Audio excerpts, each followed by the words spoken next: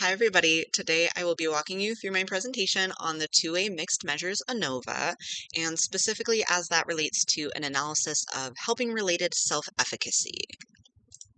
So to start us off with some of the background research, first just note that when we're discussing helping, that is a type of prosocial behavior done to benefit another person, and this actually encompasses a really wide variety of different behaviors. Typically the literature breaks them down into gender-typed helping. So we have on one hand male-typed helping. This is more physical, more agentic, and typically seen in the context of like stranger relationships, kind of akin to that bottom middle picture that you can see. On the other hand, we have female-typed helping, which is more emotional, more communal, typically seen in the context of closer interpersonal relationships. Similar to that bottom right picture, you can see like offering that type of emotional care to maybe a loved one. In terms of the current theoretical approaches, the key ones for my study are first and foremost the social role theory. This is a really seminal work by Eagley and Wood that's been developing actually since the 1980s, and it really centers around this idea of gender roles, which are societal stereotypes we hold about gender. Their argument is that it is the creation and perpetuation of these gender roles that is actually responsible for all of the like sex differences that we can see in these various realms of psychology, including like social psychology with helping behaviors. And this is supported by a meta-analysis, again, a very seminal work by Eagley and Crowley in around the same time, the late 1980s, which found even at that time a negative correlation between publication year and the effect size of the sex differences. This is suggesting that over time, these gender roles and stereotypes have maybe become more lax, which is perhaps to blame for the decreasing effect size for sex differences in various facets, but including helping behaviors. On the other hand, we have the theory of planned behavior. Now, this theory poses that there are essentially three causes of or like three factors which are thus determinants of behavioral intention. That is an individual's attitudes toward a specific behavior, the subjective norms, which relates to like society's perception of that action, and then the perceived behavioral control, also called self-efficacy. That is the component that I'll be focusing on today. So self-efficacy is essentially an individual's perceived ease or difficulty of performing a certain behavior, and that is one of the things that can determine if they hold an intention to help and then whether they actually provide help.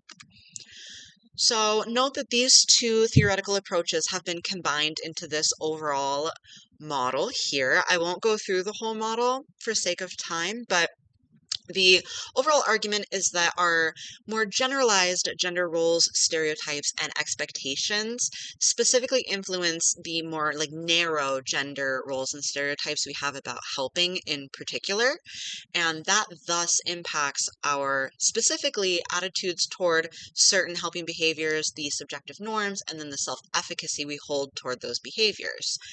They're arguing that this model is an explanatory mechanism for why people may be less likely to engage in gender inconsistent types of helping.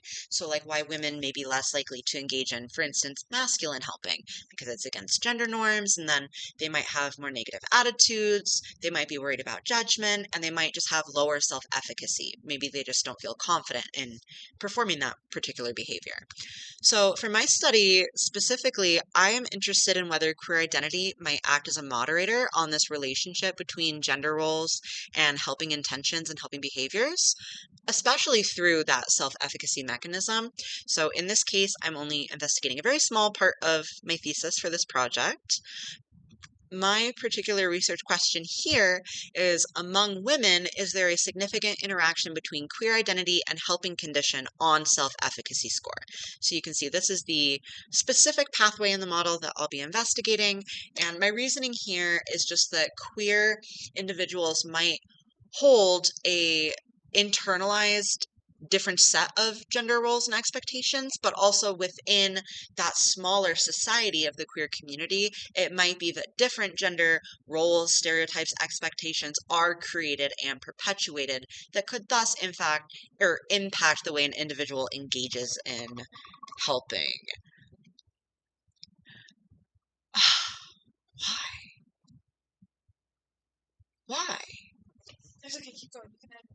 Okay, you're right. Okay. Okay. You're right. So I should go back to like here, right? Okay. Okay, so moving from that model, my study specifically is interested in whether queer identity might act as a moderator on this relationship between gender roles and helping intentions and ultimately helping behaviors. And this is, I'll just be, talking about a very small portion of my overall thesis for the sake of this project. So here, my research question is, among women, is there a significant interaction between queer identity and helping condition on self-efficacy score? So you can see that this is the specific pathway of the model that I'll be examining today. And my reasoning here is that queer individuals might hold a different, like internalized subset of gender roles, stereotypes, expectations. So not only internalized within themselves, but also within their community. It might be that, among the queer community, a different set of expectations and stereotypes are created and perpetuated, which might thus impact the way individuals amidst that community engage in helping behaviors. For instance, among queer women, it might be that these more masculine types of helping, like changing a tire, for instance, are more normalized, and thus queer women may potentially have higher self-efficacy toward those behaviors, for instance, compared to, for example, heterosexual women. So how do we go about measuring this? First of all, we need the helping condition, and this is done through our helping vignettes. So there are 3 total scenarios. Each participant will encounter one of each of these scenarios. You can see them here. We have a masculine vignette, a feminine vignette, and then a neutral vignette.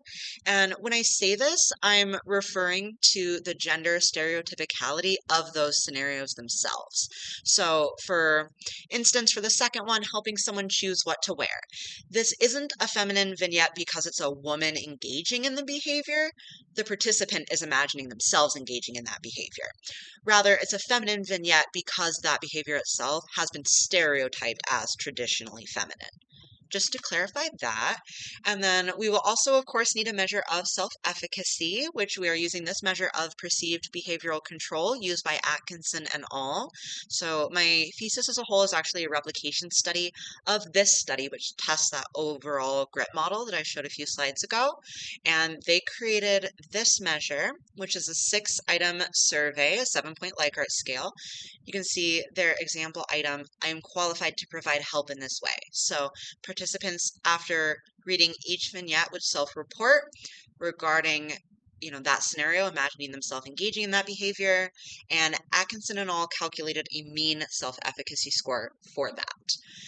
Finally, we have a demographic measure to encapsulate our sexuality component, and obviously this is very, not all-inclusive, this is very oversimplified, but for the sakes of this study, for the purposes of this study, when we're talking about sexuality, that's broken down into just 2 categories. So we'll have heterosexual and then we'll have queer, which encapsulates all non-heterosexual identities. So a little reminder of that research question so we can really dive into which analysis we want to do. So among women, is there a significant interaction between queer identity and helping condition? Obviously, our main goal here, of course, we're interested in these mean differences, but ultimately we really want to get at those interaction effects, which lends us, of course, to the factorial ANOVA. I do love an ANOVA. The fact that we'll be using a factorial ANOVA is then supported when we really look at the breakdown of our variables. So for our dependent variable, our measure of self-efficacy, this is going to be a continuous or numerical variable. Specifically here, it'll be an interval variable. Just because of the nature of that Likert scale, there's no true 0 point, but it is numerical. On the other hand, we have 2 different independent variables, or like grouping factors. These will both be categorical variables. So we have type of scenario, and then we have the sexuality. The nature of this, the fact that we have 2 categorical IVs and then the 1 continuous DV, again, lends itself to that factorial ANOVA choice. Specifically, we can see that we have a 2-way factorial ANOVA. This is just because of those 2 factors that we're examining, our 2 IVs. What will the design of that look like, though? Initially, I was really focused on the helping condition component, that first independent variable, because each participant will encounter all three of those vignettes. It's very much a repeated measure by condition, a very within group design. So initially I was thinking, well, we've got a two-way repeated measures factorial ANOVA. I ran the code for this. I started fully running all of this analysis through R, and I was looking at all of my sources. Things were not lining up, things were not working. And then I realized I had entirely neglected my second factor of sexuality, which of course is not a repeated measure. The participants are not in all levels of queer identity. They're in one, yes or no. That's a between group condition. Thus, we actually have a two-way mixed measures factorial ANOVA going on. So let's go ahead and jump over to R, and we can see what that will look like. All right, so here's my code for this analysis. And just to run you through this kind of quickly, we've got some initial setup going on. We'll download these packages, get them ready to go, import our data, and I do want to note here that this is data that I created specifically for this. I'm actually not even at the stage of recruitment yet, so this is entirely made up data. So don't worry, no IRBs being violated here. And you can see that I've made up data for male and female participants, men and women. So one of our next steps after we rename that is actually to create a new data set with our isolated variables of interest. So just keeping women for the sake of it being a two-factor ANOVA instead of a three-factor ANOVA. I'll get into that more later. So we can see that change here. And then we'll gather that into long format, of course. We can see that that's worked out here. Now we can get into the really fun stuff, the actual, stats of it all. And we'll start with descriptive statistics. So we can see our means and our standard deviations for each combination of our factors. And then we can see that in an even more fun way by making this box plot here. We have our helping condition along the x-axis, our mean self-efficacy score along the y, and then it's broken down, colored based on the sexuality. Moving on to our assumption checking. Our first order of business is to look for any extreme outliers in the data. And thankfully, though we do have two outliers, which you can actually see in the box plot here and here, neither of these are extreme, so we're good to keep going. Now we need to look for normality. And as you can see down here, all of our p-values are above 0.05, so we have maintained the assumption of normality. We can further visualize that using our QQ plots. So you have these here. They all fall roughly along the line, so we're good to go. Now, moving on to our next one, homogeneity of variance for the between subject factor of sexuality. This is a bit of an issue. You can see that for these first two conditions, feminine and masculine, we do have that maintenance of the homogeneity of variance assumption. However, we do not meet that assumption for the neutral condition. Where do we go from here? There are a couple of different options. We can kind of proceed as normal and just justify that in our write-up. If we wanted, we could also conduct an ANOVA using more robust estimates with the WRS2 package. That's something I saw suggested a lot. I actually did run through those analyses at the end, and I included more information about that in my supplemental materials at the end of the presentation. Ultimately, I found, spoiler alert, significant results using those analyses, and that combined with just various kind of conflicting opinions on the homogeneity of variance assumption led me to just kind of proceed as normal. But note that there are various routes we could have taken here. Moving on to our next assumption, we have homogeneity of covariances, again of that between subject factor. And this is done with a boxes M test. We also do not meet this assumption. Note, however, it is really hard to meet this assumption typically, and in this case, because we have equal sample sizes, we can largely ignore the fact that the assumption isn't met. So note it, but we'll proceed. Last but not least, we have sphericity, which is actually tested as part of Mockley's test, of course. which allows us to get to the really fun bit, the actual two-way mixed measures ANOVA. So we'll run that now. We'll see these results. Moving back to sphericity, we can see here a p-value of 0.05, in this case higher than 0.05, so we have maintained sphericity, we're good to go. And we can also see some significant results for that interaction effect, which allows us to move on to our post hoc tests. The procedure of this is that, first of all, we're going to look for the simple main effect of factor A at each level of factor B. Then we can run pairwise comparisons. So first of all, we're going to see if there's a simple main effect of sexuality. That's what we're doing here. Then, because we do have some significance in that analysis, we can run pairwise comparisons. Super interesting. This is largely optional, but we've just repeated that process again. Now looking at factor B. Last but not least, and my favorite part, we can actually visualize that. So here we've made a box plot. This is our original box plot from earlier, but modified to be more pretty, to include more statistical information and to include those p-values. And then, because we're looking at interaction effects, we can also make an interaction plot, which you can see right here. This was so much fun to make. So you can see there is that crossover effect going on. There is a significant interaction effect. And then again, my supplemental materials here. So bouncing back over to my actual presentation. Again, these are my graphs to help us just visualize the results we're about to uncover. So with our generalized ANOVA, just looking for that overall, significance, we can see that we do have significant results. Of course, I made the data so that we would. I made up these numbers. Of course they're significant. But anyway, we can see that there was a statistically significant interaction between queer identity and helping condition in explaining women's self-efficacy scores. You can see the specific F value there. Now moving on to our simple main effect analysis, we can see significance for masculine and neutral, but not feminine. Interesting. So of course, once we've done this Bonferroni adjustment, it can be seen that the simple main effect of sexuality was significant for the masculine helping condition and neutral helping condition, but not for the feminine helping condition. Similarly, we have our pairwise comparisons. If I were to have more groups in my second factor, the sexuality factor, this would actually likely tell us a little bit more. In this case, there are just 2 levels of that factor, so it seems a bit repetitive, but we'll still go over it.